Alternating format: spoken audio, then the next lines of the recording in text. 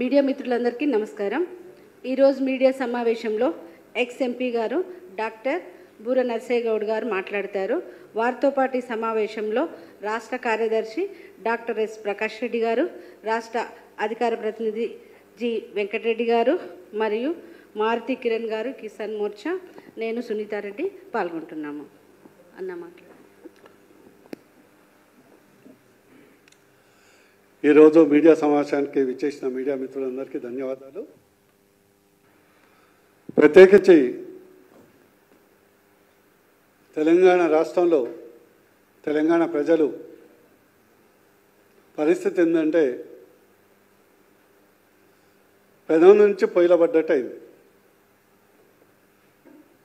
ఉమ్మడి ఆంధ్రప్రదేశ్లో ఉన్నప్పుడు ఉన్నటువంటి ప్రజాస్వామిక విలువలు ఏదైతే ఉందో తెలంగాణ రాష్ట్రం ఏర్పడిన తర్వాత తెలంగాణ ప్రజలకు, తెలంగాణ ప్రజా సంఘాలకు మంచి ప్రజాస్వామిక ప్రభుత్వం వస్తుందనే ఆలోచన ఉన్నప్పుడు గత 10 సంవత్సరాల్లో జరిగినటువంటి పరిణామాలు మీరందరూ చూశారు.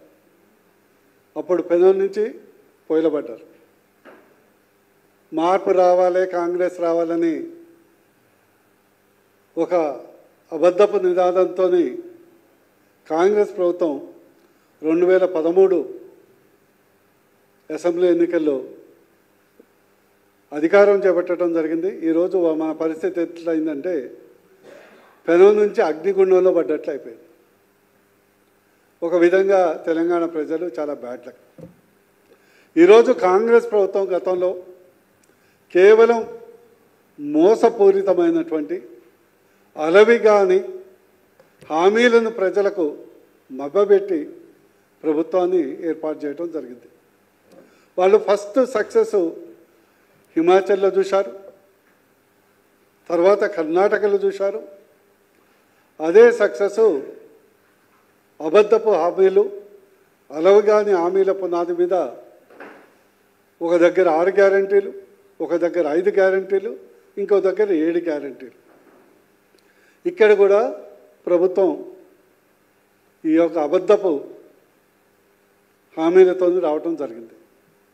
ఈరోజు కాంగ్రెస్ మేనిఫెస్టో ప్రకారమే ఏదైతే కాంగ్రెస్ మేనిఫెస్టో ఉందో ఆ మేనిఫెస్టో ప్రకారమే ఏదైతే 6 గ్యారంటీలు ఏవైతే వాళ్ళు ఇచ్చారో వితిన్ 100 days అంటే 100 రోజుల్లో అమలు చేస్తామని వారు చెప్పడం జరిగింది. చేయటమే కాదు, తెలంగాణ రాష్ట్రంలో ఉన్నటువంటి దేవుళ్ళ మీద అందరి మీద ప్రమాణం చేయటం జరిగింది. జనరల్గా పొలిటీషియన్స్ దేవుళ్ళని వదిలిపెడతారు, ప్రజల్ని మీద భస్మాసుర హస్తం పెడతారు. కానీ స్పెషాలిటీ ఏంటంటే దేవుళ్ళ మీద కూడా ప్రమాణం చేసి ఈ 6 గ్యారంటీలు వాళ్ళు ఇచ్చిన మేనిఫెస్టో ప్రకారం ఈ 6 గ్యారంటీలు వితిన్ 100 days అమలు చేస్తామని వాళ్ళు హామీ ఇవ్వటం జరిగింది. కానీ ఏమైంది? మహాలక్ష్మి ఫస్ట్ హామీ 2500 రూపాయలు జాడ లేదు, 500కు గ్యాస్ సిలిండర్ అడిగే దిక్కు లేదు, ఉచిత బస్సు ప్రయాణం అరకొరగా నడిచినా ఆ భారమంతా మోసేది ఆర్టీసీ కార్పొరేషన్. కానీ ఇప్పటి వరకు దాదాపు 3000 కోట్ల రూపాయలు ఆర్టీసీకి బకాయిలుంటే 300 కోట్లు కూడా ఇచ్చినటువంటి దాఖలాలు ఈ ప్రభుత్వానికి లేదు. రైతు భరోసా మీకు తెలుసు, కొండ నాలుక మందేస్తే ఉన్న నాలుక ఊడిందని మాకు తెలంగాణలో సామెత అయింది. రైతు భరోసా 15,000 దేవుడేరు, కానీ ఉన్న 10,000 పోయింది. ఎక్సెప్ట్ ప్రధానమంత్రి గారు ఇచ్చే కిసాన్ సమ్మాన్ నిధి తప్పితే తెలంగాణ ప్రజలు గత 3 కార్లు ఆల్మోస్ట్ యాసంగి అయిపోయింది, వర్షాకాలం అయిపోయింది, మళ్ళీ యాసంగి వస్తుంది, ఇంతవరకు రైతు బంధు ఊసలేదు. అదేవిధంగా ఏదైతే రైతు కూలీలకు కానీ కౌలు రైతులకు ఆ దేవుడెరుగు, ఉన్న రైతులకే లేదు. గృహజ్యోతి పేరుకు ఉచిత కరెంటు, దాదాపు సర్ఛార్జీలని, ఇండైరెక్ట్ ఛార్జీలని, యూసర్ ఛార్జీలని, గతంలో 500 వచ్చే బిల్లు ఈరోజు మధ్యతరగతికి 1000 రూపాయలు వస్తుందనేది అతిశయోక్తి కాదు. ఆ బిల్లులు చూస్తే మీ అందరికీ తెలుసు. ఇందిరమ్మ ఇళ్ళు ఇప్పుడు అందరి మంత్రులకు వాళ్ళకు ఉపదేశం చేశారు.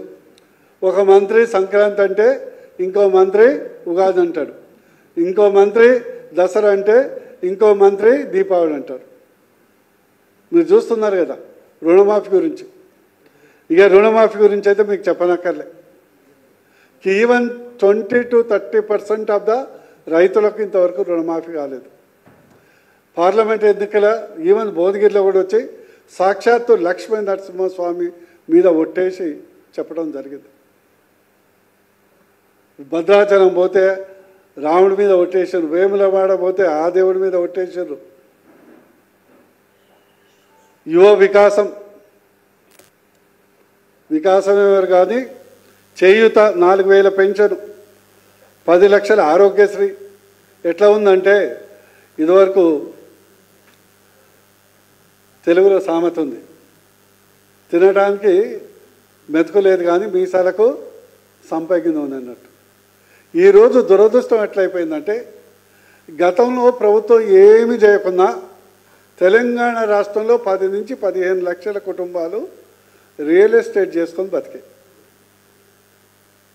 ప్లాట్లు అమ్ము, ప్లాట్లు కొను, ప్లాట్లు మార్పిడి చేసో, ఇళ్ళు అమ్ము, బ్రోకరేజ్ తీసుకోను, లేఅవుట్ డెవలప్మెంట్ చేసో. మరి ఈరోజు తెలంగాణలో రియల్ ఎస్టేట్ పరిస్థితి ఎట్లా ఉందంటే కనీసం భూమి వైపు చూడటానికి ఎవరు ధైర్యం చాలట్లేదు.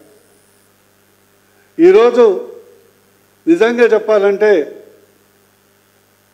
మాకు సినిమాలో ఐరన్ లెగ్ అని ఉన్నది. ఐరన్ లెగ్ ఇది ఒక పెద్ద తెలంగాణ రాష్ట్రానికి కాంగ్రెస్ ప్రభుత్వం ఒక ఐరన్ లెగ్ అయింది. ఏ వర్గమో సంతోషంగా లేదు, ఇంక్లూడింగ్ కాంగ్రెస్ కార్యకర్తలు, కాంగ్రెస్ నాయకులు కూడా సంతోషంగా లేరంటే అతిశయోక్తి కాదు. ఈరోజు ఒకటి చెప్పాలి, మన ప్రస్తుత ముఖ్యమంత్రికి ఒక బిరుదిద్దాం అనుకుంటున్నాం.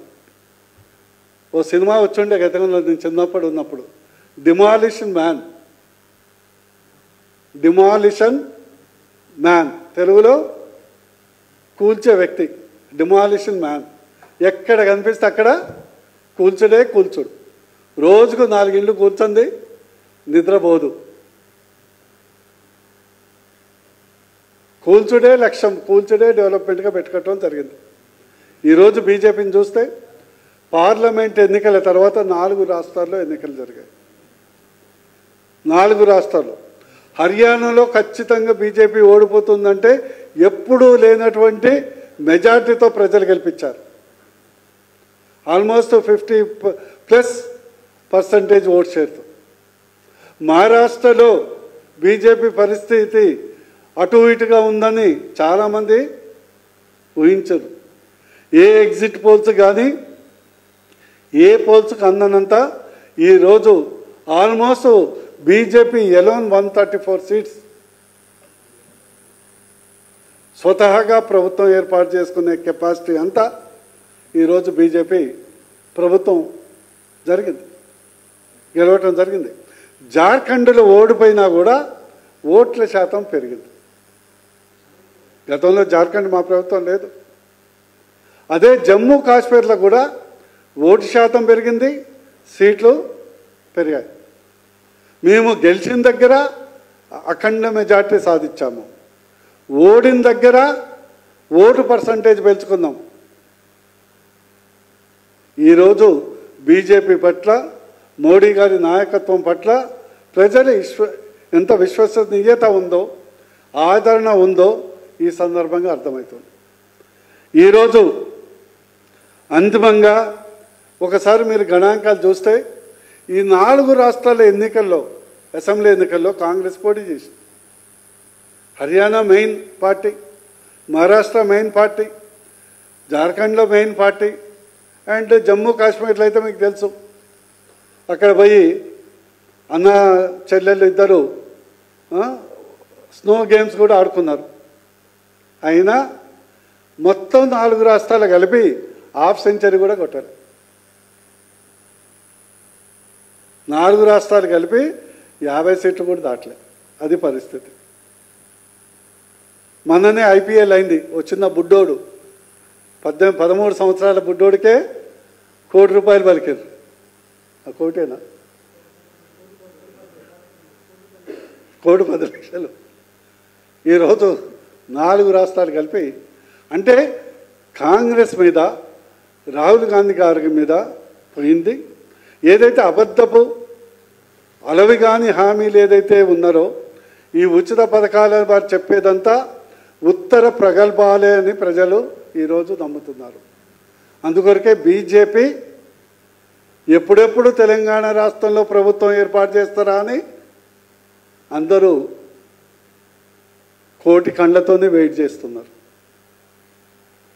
ఎవరు ఎంత గంతులేసినా వచ్చే అసెంబ్లీలో అది ఎప్పుడైనా 2028 అయితాయా, ముందే అయితాయా మనం చెప్పలేం, కాలమే నిర్ణయిస్తుంది. ఎప్పుడైనా కూడా బీజేపీ ప్రభుత్వం రాబోతుంది. ఎందుకంటే ప్రజలు విశ్వసిస్తున్నారు. బీజేపీ చెప్పిందే చేస్తుంది, చేసేదే చెప్తుంది. అందుకొరకు బీజేపీ ప్రభుత్వం ఇప్పటికే బీఆర్ఎస్కు 10 సంవత్సరాలు ఇవ్వటం జరిగింది. 360 రోజులైతే ఆల్రెడీ కాంగ్రెస్కి ఇచ్చారు. ఎన్ని రోజులు ఉంటారో లేదో వాళ్ళ ఇష్టం. కానీ వచ్చే ప్రభుత్వం 100% బీజేపీ ప్రభుత్వం రాబోతుంది. అందులో బీజేపీ ప్రభుత్వం వస్తేనే తెలంగాణ రాష్ట్రం అన్ని రంగాల్లో అభివృద్ధి చెందటమే కాకుండా, ఈరోజు ఒకవేళ కేంద్ర ప్రభుత్వం ఎప్పుడైతే సెకండ్ క్యాపిటల్ డిసైడ్ చేస్తుందో అప్పుడు 100% హైదరాబాదు తెలంగాణనే నెంబర్ 1 స్పాట్లో ఉంటుంది. అన్ని రంగాల్లో అభివృద్ధి కావాలంటే బీజేపీ వస్తేనే సాధ్యమవుతుంది. ఈ సందర్భంగా కాంగ్రెస్ ప్రభుత్వాన్ని నేను డిమాండ్ చేస్తున్నాం. బీజేపీ తరఫున మీరు ఏదైతే సోషో ఎకనామిక్ క్యాస్ట్ సెన్సస్ చేస్తున్నారో చేసి మీరు ఇచ్చిన గడువు ప్రకారం December 15 లోపల కంప్లీట్ చేసి మీరు చేసినటువంటి ప్రకటనలకు కట్టుబడి జనవరిలో స్థానిక సంస్థలు బీసీ రిజర్వేషన్ మీరు మేనిఫెస్టోలో చెప్పినట్లు 42% అమలు చేసి వెంటనే మీకు దమ్ము ధైర్యం ఉంటే లోకల్ బాడీ ఎలక్షన్స్ నిర్వహించాలని బీజేపీ పార్టీ తరఫున మేము డిమాండ్ చేయడం జరుగుతుంది. Thank you.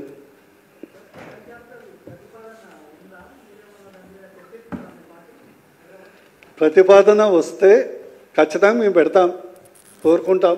తెలంగాణ ప్రజలుగా, పార్టీగానే కాకుండా చూస్తున్నారు కదా ఢిల్లీలో కాలుష్యం.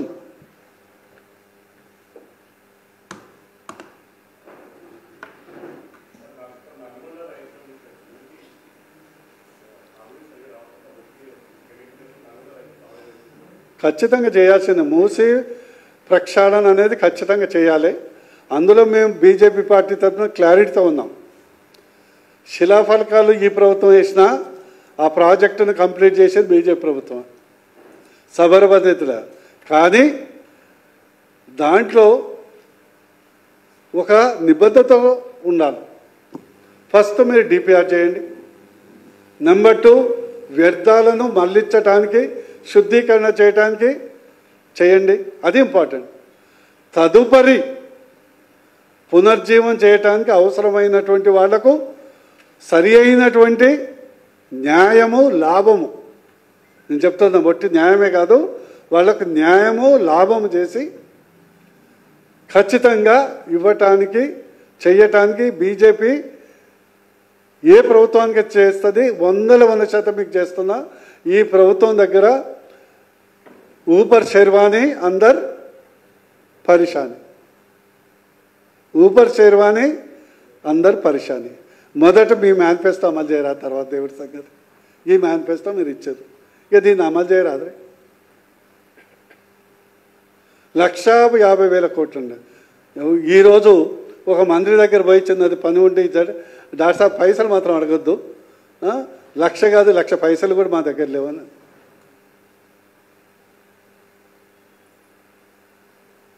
అందుకొరకు తెలంగాణ ప్రజలు, వివిధ రాజకీయ పార్టీలు తెలంగాణ భవిష్యత్తు బాగుండాలంటే తెలంగాణ, హైదరాబాదు అన్ని రంగాల్లో ఇంక్లూడింగ్ రియల్ ఎస్టేట్ రంగంలో ముందుకెళ్లాలంటే బీజేపీని పార్టీ లోకల్ బాడీస్ కానీ, జిహెచ్ఎంసీ ఎన్నికలు కానీ, ఇతరత్ర ఎన్నికలు కానీ బీజేపీని ఆదరించండి. డబుల్ ఇంజన్ గవర్నమెంట్ ఇక్కడ వచ్చినప్పుడే, మోడీ, అమిత్ షా గారి నాయకత్వంతో ఇక్కడ ప్రభుత్వం ఏర్పడినప్పుడే అద్భుతంగా అనుకోకుండా రాష్ట్రంగా ఈ రాష్ట్రం ముందుకెళ్తుందని మీ ద్వారా ప్రజలకు విజ్ఞప్తి చేస్తాం. ఓ చిన్న ఫోటో మీ కొరకు. మీరు చెప్పాను కదా డిమాలిషన్ మ్యాన్.